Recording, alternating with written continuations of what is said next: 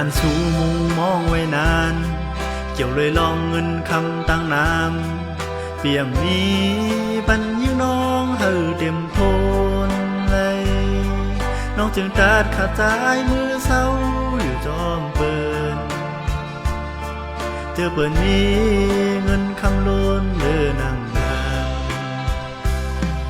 นางโตปีเป็นเสก้นผ่านเฮ็ดหาบกันส่วนให้น่ารู้คือได้มีรถกาเฮินเย่ยลงไหลหากกันมาข้าวต่างปอขึ้นเย้ากอผู้ได้สูงเจอเปิดมีเงินอยู่ยาวก็มีแต่ฮักอันกินอำไลก็มีแต่ใจอันหักเย้าทุกสุ่มเปินบ่มาสอนตัวความลาดชูเจอวันหลังเหมือนอาบเตหักใจไว้อำมนว่าเตเฮ็ดไหลปัญหาใจไหมเสียเหตุเจิงไหนปล่อยปัญญาสั่งสู่เชื่อใจหักอยู่ก็เตเยือนสิเอาเปี่ยมเน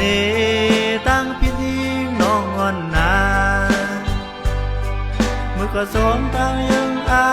นอ่อนน้องเส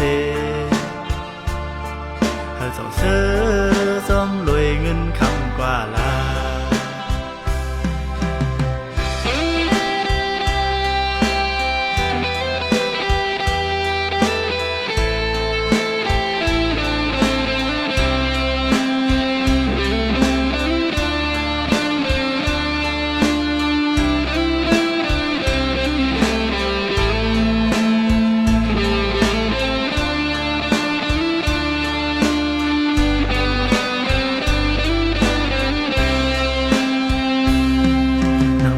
เป็นเสก้นผ่านเฮ็ดหาบกันส่วนให้น่ารู้คือได้มีรถกาเฮินเย่ยลงไหลหากกันมาข้าวต่างปอขึ้นเย้ากอผู้ได้สูงเจอเปิดมีเงินอยู่ยาวก็มีแต่ฮักอันกินอำไลก็มีแต่ใจ